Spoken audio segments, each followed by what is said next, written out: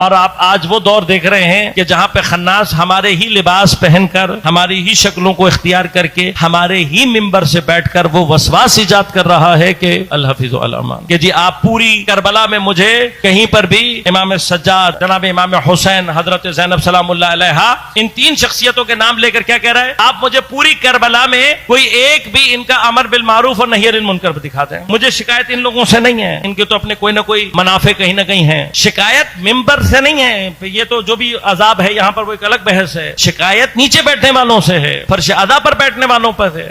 اگر ہم نے اتنی مدت میں فرش اعضاء سے مسلمات دین بھی نہیں سیکھے ہیں تو پھر ہم فرش اعضاء سے لے کر کیا جا رہے ہیں؟ اس کا معنی یہ ہے کہ ہمارا اہل بیت اطہار سے رابطہ سرائے مادیت کے کچھ اور نہیں ہے۔ ہم مجلس میں اس لیے آ رہے ہیں کہ ہمیں بیٹا چاہیے، ہم مجلس میں اس لیے آ رہے ہیں کہ ہمیں نوکری چاہیے، ہم مجلس میں اس لیے آ رہے ہیں کہ ہمیں رزق چاہیے، پیسے چاہیے، منتیں مانی ہوئی ہیں، جتنی منتیں ہیں سب مادی ہیں، تو ہم مجلس میں آنے پر مجبور ہیں اس لیے کہ ہمارا سودا ہے، یہ ساری چیزیں ہیں نا۔ اس کے بعد ہمارا اہل بیت سے کیا رابطہ ہے؟ کوئی رابطہ نہیں ہے۔ پھر ممبر پہ جو مرضی جو بول کر چلا جائے، ہماری کوئی ذمہ داری نہیں ہے۔ عزاداری کی جو شکل ہم نے قرار دے دی ہے وہ بے ہدف ہے، اگر اس کا میکسیمم کوئی ہدف ہے تو وہ کیا ہے؟ مادیت۔ کیا امام حسین کے دور میں یزید اور اس کے ہرکاروں نے جو اقدامات کیے اس سے بڑا کوئی منکر تاریخ میں کوئی ہو سکتا ہے؟ ہے کوئی منکر اس سے بڑا؟ یزید کا تخت پر آ جانا اس سے بڑا منکر تاریخ میں کوئی ہو سکتا ہے؟ جو اس نے کیا اس سے بڑا کوئی منکر ہو سکتا ہے؟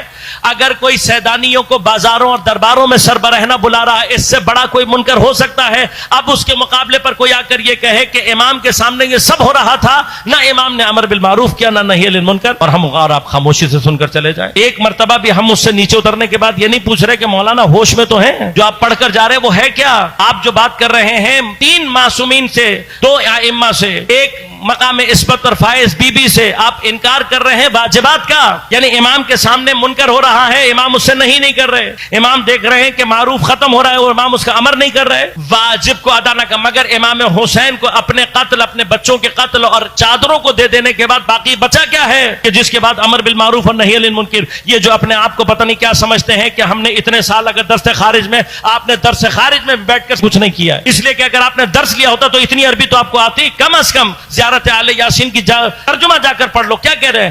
ہر وہ کام جو آپ انجام دے رہے ہیں معروف ہے، ہر وہ چیز جس سے آپ روک دیں وہ نہیں منکر ہے۔ اس کا معنی کیا ہے کہ امام کا وجود ہی امر بالمعروف اور نہی عن المنکر ہوتا ہے۔ اب اگر کوئی امام کے وجود سے امر بالمعروف اور نہی عن المنکر کو جدا کر رہا ہے تو وہ کر کیا رہا ہے؟ مگر آپ نے حوضے میں جا کر یہ نہیں پڑھا کہ ہمارے ہاں حدیث کے لیے، روایت کے لیے کیا معیارات ہیں اس کی صحت کے لیے۔ ہم نے اگر اپنی کتابوں کو معیار بنایا ہوتا تو ہماری کتابوں کے آگے بھی صحیح لکھا ہوا ہوتا۔ ہمارے علماء نے کتاب لکھتے ہوئے کبھی اس کے ساتھ صحیح کا لفظ نہیں لگایا، کیوں؟ اس لیے کہ وہ اپنی کتاب میں لکھ رہا ہے کہ میرا کام صرف جمعوری تھا، تحقیق میرے بعد میں آنے والے علماء کا کام ہے۔ وہ اس وقت کی ضرورت تھی، انہوں نے اپنے وقت کی ضرورت کے اعتبار سے، اور اسی لیے مقدمے میں لکھا ہے۔ اب اگر تم نے کتاب پڑھنے سے پہلے مقدمہ بھی پڑھی ہو، جو بغیر مقدمے کے کتاب درمیان سے پڑھ کر اپنے آپ کو عالم سمجھنے لگتے ہیں، اب ان کا روک تھام ہم اور آپ نہیں کریں گے تو یہ ہے سارے کا سارا لشکر شیطان، یہ ہے جنود شیطان کے۔ اب ان کے بعد شیطان کو کسی اور کی ضرورت ہے؟ لیکن پھر جنود رحمان کا کام کیا ہے؟ کہاں پر ہے وہ جنود رحمان کہ جو آگے بڑھ کر ان کا راستہ روکے؟ اب بھی اگر ہمارے لوگوں کو یہ سمجھ میں نہیں آ رہا اتنا واضح ہونے کے بعد، تو پھر یہ وہ جگہ ہے کہ جہاں پر خدا ہدایت کے دروازوں کو بند کر دیتا ہے۔ خدا کسی پر ہدایت کو بند نہیں کرتا۔ جب انسان خود یہ ثابت کرتا ہے کہ میں ہدایت کے قابل نہیں ہوں تو خدا پھر ہدایت کے دروازوں کو بند کرتا ہے، ورنہ خدا کی سنت میں کسی کے لیے بھی ہدایت کو بند کرنا نہیں ہے، یہ ہم اپنی حرکت سے ثابت کرتے ہیں۔ اس وقت فرش اعضاء ہم سے اس بات کا تقاضا کر رہا ہے کہ ایسے تمام افراد کا راستہ روکا جائے۔ کیوں؟ اس لیے کہ جو یہ انحرافات ممبر سے پھیلانے جا رہے ہیں ان انحرافات کا اثر ہماری نسلوں میں پڑے گا۔ اگر ہمارا اور آپ کا کوئی فریضہ نہیں ہے صرف اس لیے کہ ہم آئیں اور رو کر چلے جائیں، تو خود یہ سوچئے گا کہ ہم قیامت کے دن جا کر جناب سیدہ کو جواب کیا دیں گے۔